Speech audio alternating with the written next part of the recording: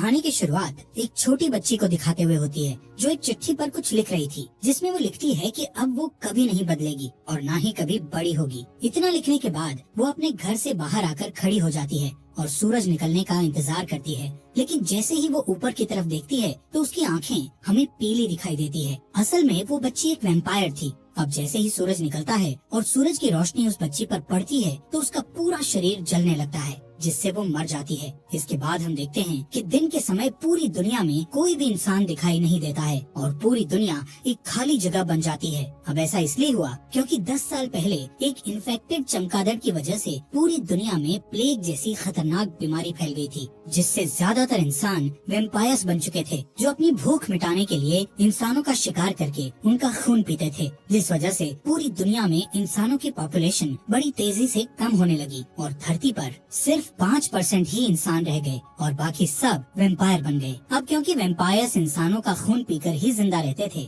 इसलिए इंसानों की पॉपुलेशन कम होने से वैम्पायर्स की भूख मिटाने के लिए इंसानी खून की कमी होने लगी थी। इसलिए वैम्पायर रिसर्चर्स वैम्पायर्स की पॉपुलेशन का पेट भरने के लिए इंसानी खून के जैसे ही खून बनाने में लगे हुए थे। वहीं कुछ अच्छे वैम्पायर्स भी थे जो इंसानों को बचाने के लिए लड़ाई लड़ रहे थे, क्योंकि वैम्पायर्स द्वारा इंसानों को पकड़कर लैब में अपनी खून की जरूरत पूरी करने के लिए पाला और मारा जा रहा था। यहाँ से सीन शिफ्ट होता है और हम रात का समय देखते हैं, जहाँ सड़कों पर फिर से लोग दिखने लगे थे। ये सभी वैम्पायर्स थे जो रात को ही बाहर निकलते थे। ये सारे वैम्पायर्स इंसानों की तरह ही जीते थे और रात होते ही अपने अपने काम पर चले जाते थे। यहाँ पर हम एक बूढ़े वैम्पायर को देखते हैं जो रास्ते से गुजर रहे कुछ वैम्पायर लोगों से ब्लड लेने के लिए उन पर अटैक करने की कोशिश कर रहा था, जिससे वो वैम्पायर्स उस बूढ़े वैम्पायर से डर रहे थे कि तभी वहाँ पुलिस आकर उसे बिजली के झटके देकर कंट्रोल करती है। वहीं हम डॉक्टर एडवर्ड डाल्टन को अपनी कार से अपने काम पर जाते हुए देखते हैं। डॉक्टर एडवर्ड ब्रोमली मार्क्स नाम के एक वैम्पायर की कंपनी में काम करता था।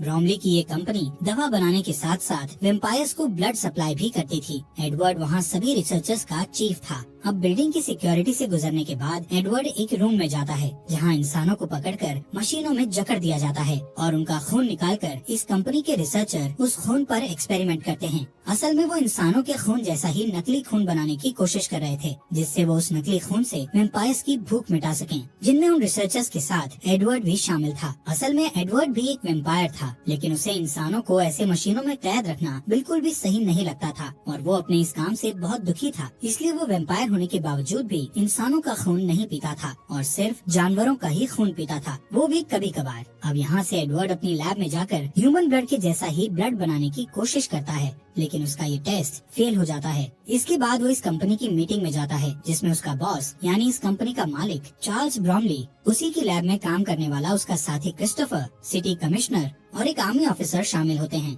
अब इस मीटिंग में उन्हें पता चलता है कि जिन वैम्पायर्स को खून नहीं मिल रहा वो एक खतरनाक क्रीचर में बदल रहे हैं, जिनको वो सबसाइडर कहते थे। इंसानी खून न मिलने की वजह से उनके कान लंबे और सर आगे से सिकुड़ गया था और इतना ही नहीं, उनमें सोचने की शक्ति भी कम हो रही थी। ये सबसाइडर्स खून के लिए वैम्पायर्स पर भी अटैक करने लगे थे। इसीलिए फिल्म की शुरुआत में वो बूढ़ा वैम्पायर खून न मिलने से इतना आक्रामक बन चुका था, क्योंकि वो सबसाइडर में बदल रहा था। अब क्योंकि धरती पर ह्यूमन पॉपुलेशन सिर्फ 5% ही बची थी, इसीलिए कंपनी का मालिक उनको कहता है कि हमें जल्द से जल्द इंसानी खून जैसा खून बनाना होगा, नहीं तो खून की कमी की वजह से बाकी वैम्पायर्स भी सबसाइडर बन जाएंगे। मीटिंग के बाद ब्रोमली एडवर्ड को कुछ पर्सनल बात करने के लिए अपने ऑफिस में ले जाता है। वहाँ सर्व की गई कॉफी को ब्लड के साथ मिक्स देखकर एडवर्ड कॉफी पीने से मना कर देता है। इसके बाद ब्रोमली उसे बताता है कि उसे कैंसर हुआ था, लेकिन वैम्पायर बन जाने के कारण वो ठीक हो गया। वो कहता है कि उसकी बेटी वैम्पायर नहीं बनना चाहती थी, इसलिए वो घर से भाग गई थी। ब्रोमली एडवर्ड को कहता है कि मैं जानता हूँ तुम इंसानों को बचाना चाहते हो, इसलिए तुम्हें जल्द ही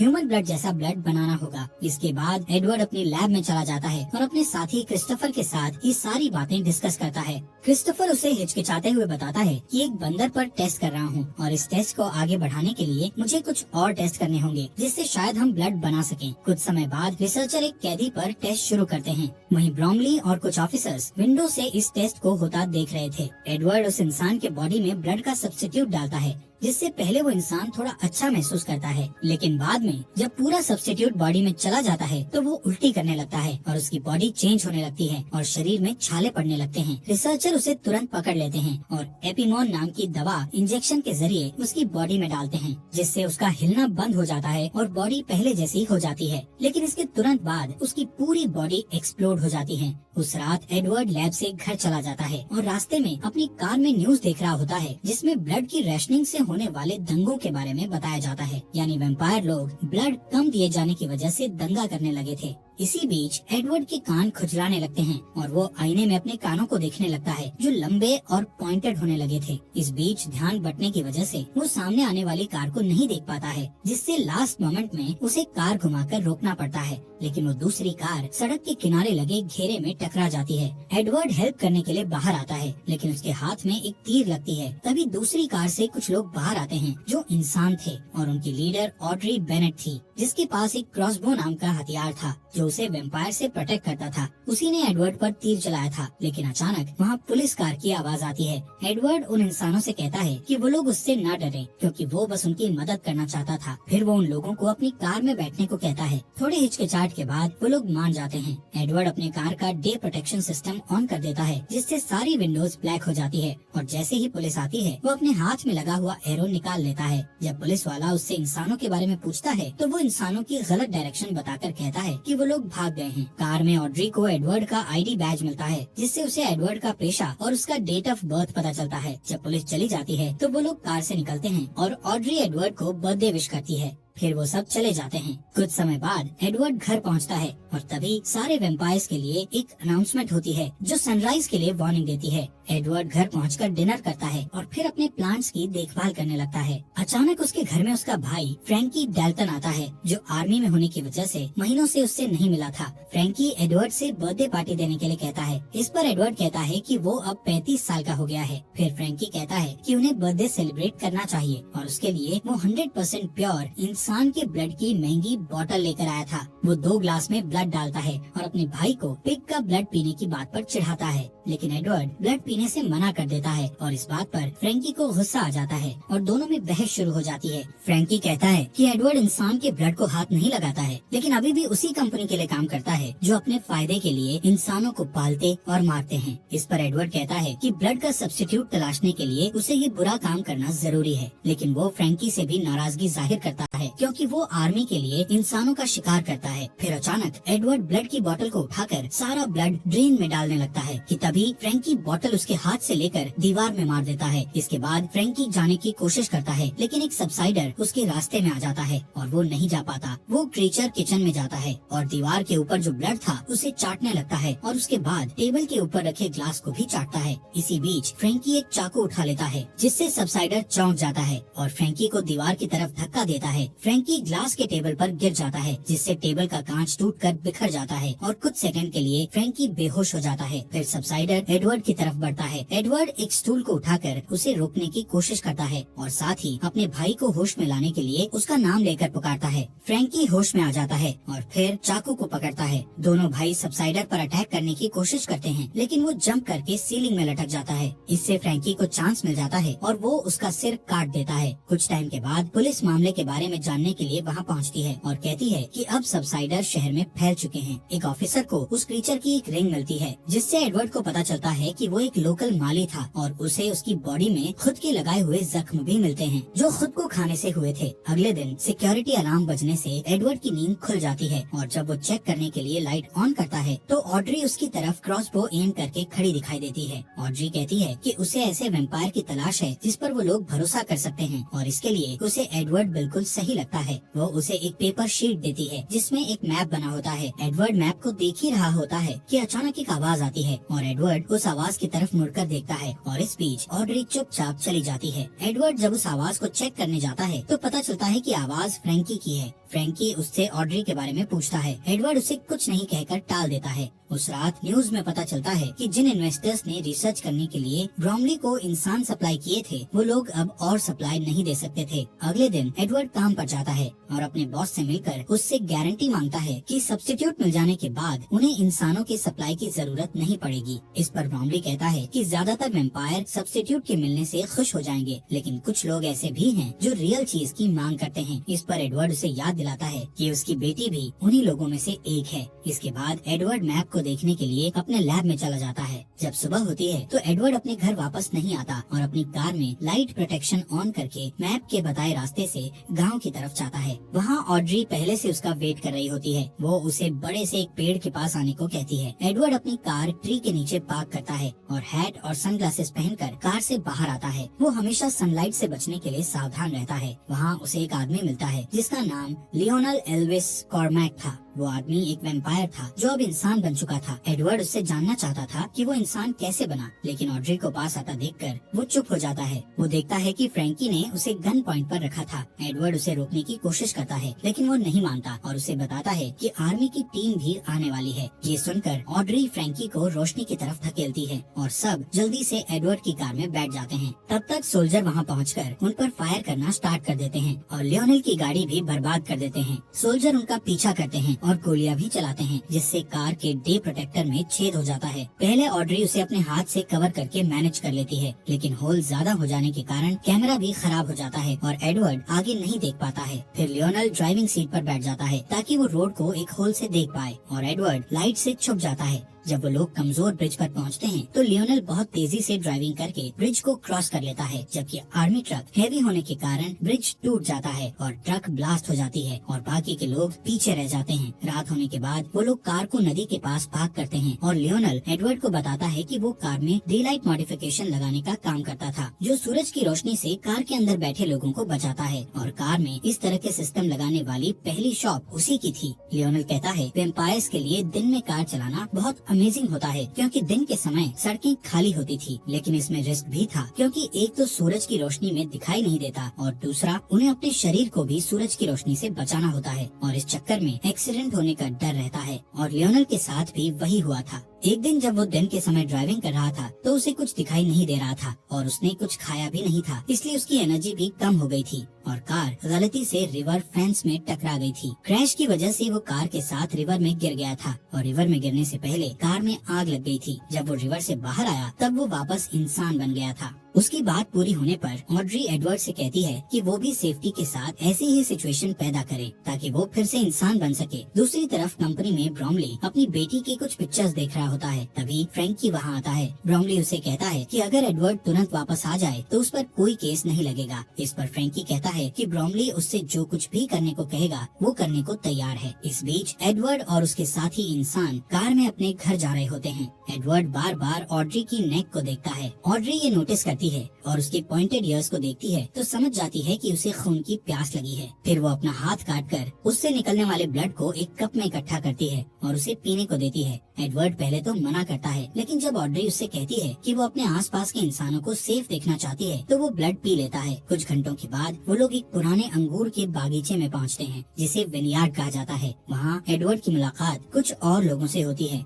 जिनका लीडर जार्विस नाम का आदमी होता है, जो बचे हुए इंसानों को ढूंढने में उनकी हेल्प करता है। घर के अंदर जाने के बाद वो वेम्पायर पॉलिटिशियन वेस टर्नर से मिलता है, जो ह्यूमन राइट्स के लिए लड़ता है और इंसानों की जान बचाने में हेल्प करता है। उधर कंपनी में ब्रॉमली देखता है कि उसकी मशीन इंसानों से खाली हो चुकी है और अब वहाँ कोई इंसान नहीं बचा था। रिसर्चर एक ह्यूमन बॉडी को निकाल के लाते हैं जिसमें से पूरा ब्लड निकाला जा चुका था और अब वो किसी काम का नहीं रहा था। यहाँ सीन शिफ्ट होता है और मेट्रो स्टेशन पर एक कॉफी शॉप को दिखाया जाता है, जहाँ एक आदमी शिकायत करता है कि उसकी कॉफी में ब्लड नहीं है। इस पर वहाँ काम करने वाली औरत कहती है कि उसे कॉफी में सिर्फ 5% ब्लड मिलाने का ऑर्डर है, लेकिन वो आदमी नहीं मानता और एक ब्लड बैग चुरा लेता है और जब वो उसे पीने के लिए खोलने की कोशिश करता है तो ब्लड चारों तरफ बिखर जाता है, जिससे आसपास जमा सभी लोग ब्लड पीने के लिए पागल हो जाते हैं और हंगामा करने लगते हैं। ये देखकर पुलिस वाले वहाँ आते हैं और उन्हें बिजली के झटके देते हैं। अगले दिन विनयार्ड में एडवर्ड एक टेस्ट करने के लिए लियोनेल से कुछ ब्लड लेता है और उससे उस दिन के बारे में बात करता है जब वो इंसान बना था। एडवर्ड को लगता है कि सूरज की रोशनी से होने वाली जलन को कंट्रोल करने के लिए ब्लड के सब्स्टिट्यूट का टेस्ट बॉडी के अंदर ही किया जा सकता है। कुछ घंटे काम करने के बाद जब वो ब्रेक लेने के लिए लैब से बाहर जाता है तो ज्यादातर इंसान उससे दूर हो जाते हैं क्योंकि वो एक वैम्पायर था। फिर ऑड्री वहाँ आती है और उसे कहती है कि सबको उससे डर लगता है, लेकिन उसे विश्वास है कि वो उनकी हेल्प कर सकता है। एडवर्ड कहता है कि वो वैम्पायर नहीं बनना चाहता था, लेकिन फ्रैंकी ने उसे धोखे से वैम्पायर बना दिया था। फिर एडवर्ड नोटिस करता है कि वहाँ बड़े बड़े टैंक्स थे जिनमें अंगूर को खमीर करके शराब बनाई जाती थी। ऑड्री कहती है कि वो सारे टैंक्स एयर टाइट हैं। फिर वो दोनों उसे देखने के लिए उसके नीचे जाते हैं। टैंक में एयर निकालने वाली मशीन लगी थी जो टैंक के अंदर की हवा को तेजी से बाहर निकाल रही थी। ये देखकर एडवर्ड को लगता है कि वो लोग उसका इस्तेमाल आग बुझाने के लिए कर सकते थे। फिर वो लोग अपने एक्सपेरिमेंट पर काम करना शुरू करते हैं। इस बीच आधी रात को जार्विस का ग्रुप बचे हुए इंसानों को विनयार्ड लेकर जा रहा होता है, जिसमें ब्रोमली की बेटी एलिसन भी थी। तभी उसकी कार के टायर पर कोई शूट करता है, जिससे कार को रोकना पड़ता है। वो लोग अपना हथियार लेकर कार से बाहर निकलते हैं, लेकिन आर्मी उन्हें चारों तरफ से घेर लेती है और थोड़ी देर तक फाइट करने के बाद सारे इंसान हार जाते हैं। एलिसन विनयार्ड से कांटेक्ट करने की कोशिश करती है, लेकिन थकान से बेहोश हो जाती है। फ्रैंकी उसके हाथ से वॉकी टॉकी ले लेता है और लोकेशन का पता लगाने के लिए उस कॉल को ट्रैक करता है। उधर विनयार्ड में सारे इंसान अपना अपना सामान इकट्ठा करके अपनी कार में बैठ रहे होते हैं और सुरक्षित जगह जाने के लिए टर्नर को फॉलो करते हैं, लेकिन एडवर्ड वहीं रहना चाहता था क्योंकि उसे एक्सपेरिमेंट करना था। लियोनेल और ऑड्री भी उसकी हेल्प करने के लिए रुक जाते हैं। इधर एलिसन को जब होश आता है तो वो खुद को अपने फादर के ऑफिस में पाती है और जब उसका फादर ब्रोमली आता है तो वो एक चाकू उठा लेती है। एलिसन अपने पिता से अपने दोस्तों को छोड़ देने के लिए कहती है। ब्रोमली कहता है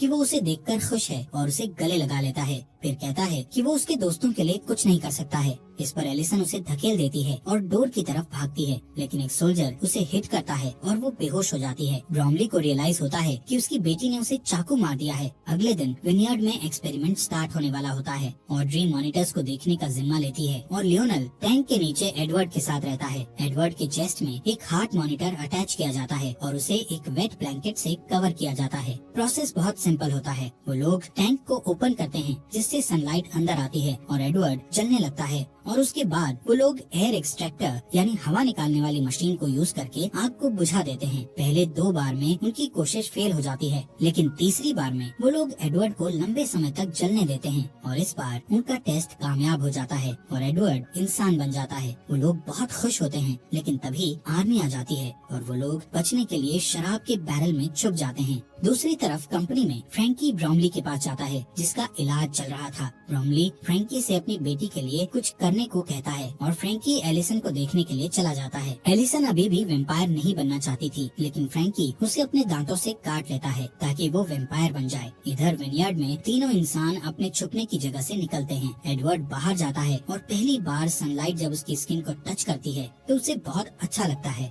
लियोनेल अपनी पुरानी कार निकालता है। इस बीच कंपनी में ब्रोमली अपनी खाली मशीन को देखने के बाद अपनी बेटी से मिलने जाता है। एलिसन को पीने के लिए ब्लड दिया जाता है, लेकिन वो ब्लड नहीं पीती। ब्रोमली उसके पास जाता है और देखता है कि वो खुद को अपने दांतों से काट रही थी, जिससे वो इन्फेक्टेड हो गई थी। फिर वो अपने फादर पर अटैक करती है और सारी चीजों के लिए उसे ब्लेम करती है। तब एलिसन को वहाँ से हटा दिया जाता है और हर जगह सैनिक कानून लागू कर दिया जाता है, जिसके बाद वो लोग सड़कों पर सबसाइडर से फ्रीली लड़ सकते थे। इस दौरान ऑड्री, एडवर्ड और लियोनेल टर्नर के कैबिन में आते हैं, जहां वो देखते हैं कि सारे इंसान मर चुके हैं। ऑड्री को लगता है कि अब कोई उम्मीद नहीं बची, लेकिन एडवर्ड कहता है कि वो किसी को जानता है जो उनकी मदद कर सकता है। इस बीच क्रिस्टोफर को लैब में दिखाया जाता है, जो अभी भी एक्सपेरिमेंट कर रहा था। उधर आर्मी सबसाइडर्स को घसीटकर सनलाइट में मरने के लिए लेकर जा रही होती है और एलिसन भी उनमें से एक होती है। उसे मरता देखकर फ्रैंकी को अपनी गलती का एहसास होता है। उस रात क्रिस्टोफर अपने घर आता है तो एडवर्ड, ऑड्री और लियोनेल को अपने लिए वेट करते हुए देखता है। एडवर्ड उससे कहता है कि उसके पास एक सोल्यूशन है जो सब्स्टिट्यूट से बेटर है और उसे हेल्प करने के लिए कहता है। उनकी बातचीत फोन रिंग होने की वजह से रुक जाती है।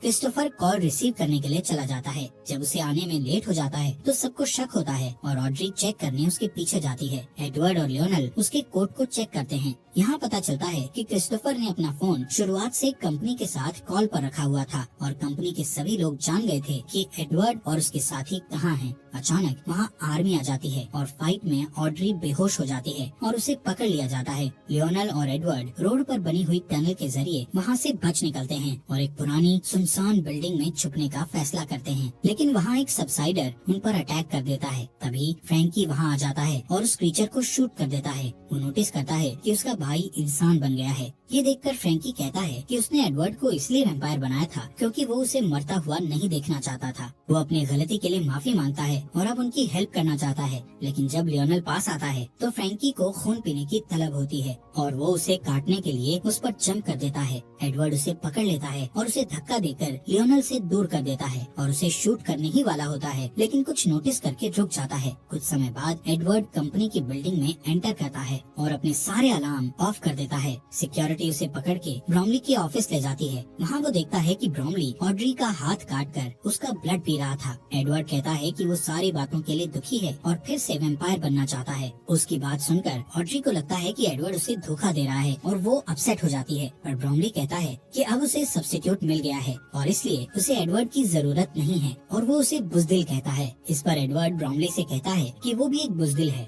जो अपनी खुद की बेटी को वैम्पायर में नहीं बदल पाया। इस बात से ब्रॉमली को गुस्सा आ जाता है और वो एडवर्ड को काट लेता है, लेकिन एडवर्ड कोई रिएक्शन नहीं देता क्योंकि ये एडवर्ड का प्लान था। अब ब्रॉमली इंसान में बदलने लगता है। फिर एडवर्ड को याद आता है कि फ्रैंकी भी ऐसे ही ह्यूमन में बदल गया था। इससे पता चलता है कि जो वैम्पायर ठीक होकर ह्यूमन बन चुके थे उनका ब्लड ही सोल्यूशन बन गया था। इतने में ब्रॉमली अलार्म प्रेस करके सिक्योरिटी को बुलाता है। तभी आर्मी ट्रक वहाँ पहुँच जाती है। सोल्जर अपनी गाड़ियों से बाहर आते हैं और डोर ओपन करके देखते हैं कि ब्रॉमली चेयर में बंधा हुआ है। सारे वैम्पायर पागल हो जाते हैं और उसका खून पीकर अपना पेट भरने लगते हैं। इस दौरान ऑड्री और एडवर्ड कुछ हथियार लेकर नीचे आते हैं और बिल्डिंग से निकलने ही वाले होते हैं, लेकिन बहुत सारे सोल्जर आकर उनका रास्ता रोक देते हैं। इतने में एक कार ग्लास डोर को तोड़ते हुए अंदर आती है, जिसमें लियोनल और फ्रैंकी बैठे होते हैं। वो सोल्जर्स को हिट करते हुए एडवर्ड तक पहुंच जाते हैं ताकि उसे बचा सकें, लेकिन जल्दी ही उन सबको वापस घेर लिया जाता है। फ्रैंकी एडवर्ड को वहाँ से जाने के लिए कहता है और सारे सोल्जर उस पर जंप कर देते हैं और उसे खाने लगते हैं।